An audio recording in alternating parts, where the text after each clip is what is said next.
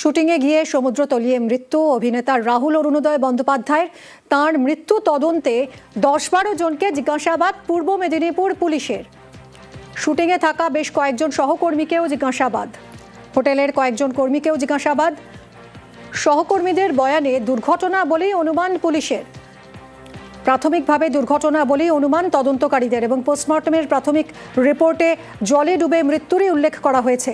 কথা বলবো অমিত, আমাদের প্রতিনিধির সঙ্গে। অমিত, 10-12 জনকে জিজ্ঞাসাবাদ করছে পুলিশ, এখনো পর্যন্ত তদন্তে কি কি উঠে এলো?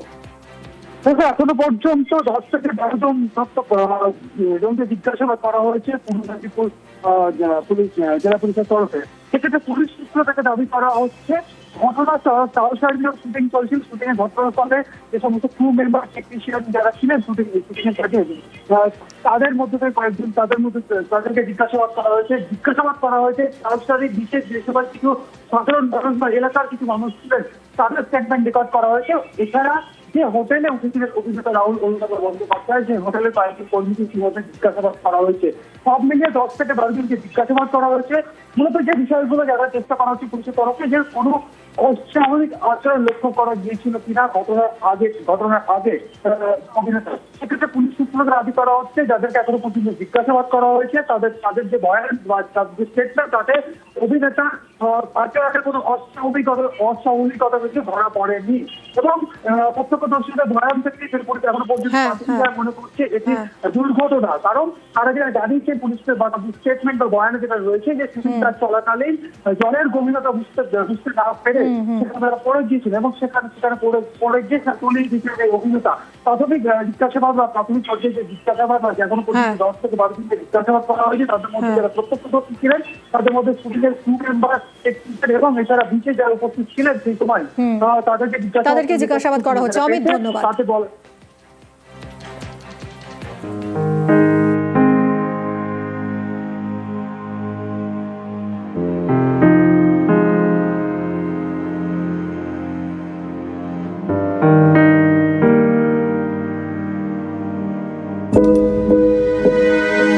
মৃত্যুর পর বেশ রাজকীয় লাগছে আমার। এমনিতেই মৃত্যুটা বেমক্কা হয়েছে। পাড়ার দুর্গাপুজোর ভাসান ছিল, শেষ সিঁড়িটা মিস করেছি। 42 তো যাওয়ার বয়সও না।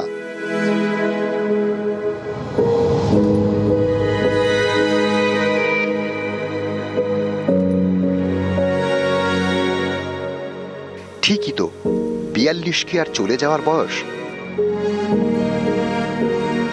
সেই 42-এই সত্যি সত্যি চলে গেলেন রাহুল অরুণোদয় বন্দ্যোপাধ্যায়।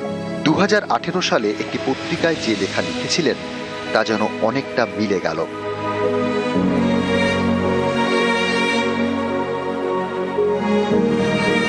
রবিবার তখন বিকেল, ঘটে গেল এক মর্মান্তিক ঘটনা। সমুদ্রে ডুবে মারা গেলেন রাহুল। তালসারী, ওড়িশায়। দীঘা থেকে তালসারীর দূরত্ব 3.5 কিলোমিটার। তালসারীর সি বিচে চলছিল বাংলা সিরিয়াল ভোলে বাবা পার করেগা শুটিং। রবিবার শুটিংয়ে ছিলেন অভিনেতা রাহুল অরুণোদয় বন্দ্যোপাধ্যায়। বিকেলে তিনি সমুদ্রে তলিয়ে মারা যান। অভিনেতাকে উদ্ধার করা হয়, নিয়ে যাওয়া হয় দীঘা হাসপাতালে। তাকে মৃত বলে ঘোষণা করেন চিকিৎসকরা। অভিনেতার এই অকাল মৃত্যুতে হতভম্ব পরিবার। অসুস্থ হয়ে পড়েন মা। দক্ষিণ কলকাতার বিজয়গড়ে অভিনেতা রাহুলের বাড়ি। সোমবার দুপুরে বাড়ি ফেরে রাহুলের দেহ। এদিন তমলুক হাসপাতালে ময়না তদন্ত হয়। প্রাথমিক রিপোর্টে জানা গিয়েছে রাহুলের মৃত্যু হয়েছে জলে ডুবে। 1 ঘন্টার বেশি জলে ডুবেছিলেন। ফুসফুসে অতিরিক্ত বালি এবং নোনা জল ঢুকে যায়। এতে ফুসফুস ফুলে দ্বিগুণ আকারের হয়ে যায়। যদি তদন্তের প্রয়োজন হয় এবং অভিযোগ পাওয়া যায় এবং পোস্টমর্টম রিপোর্টের বেসিসে যা যা করণীয় অফিসিয়াল ফর্মালিটিস যে আছে আরও ডিটেলসে আমরা পরে জানাতে পারবো। এই মুহূর্তে এখনো বলার মতো সিচুয়েশন আসেনি। আমরা বাকি ফর্মালিটিস কমপ্লিট করি। লাস্টটাকে দেখা গেছে জলে শেষ অবস্থায়, সেই অবধি ফুটেজটা আমরা পেয়েছি।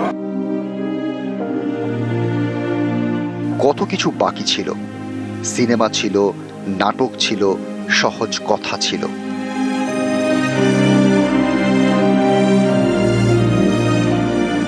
বাকি ছিল অনেক লেখা, সব থমকে গেল। 42 তো আর যাওয়ার বয়সও না, এ তো রাহুলেরই কথা।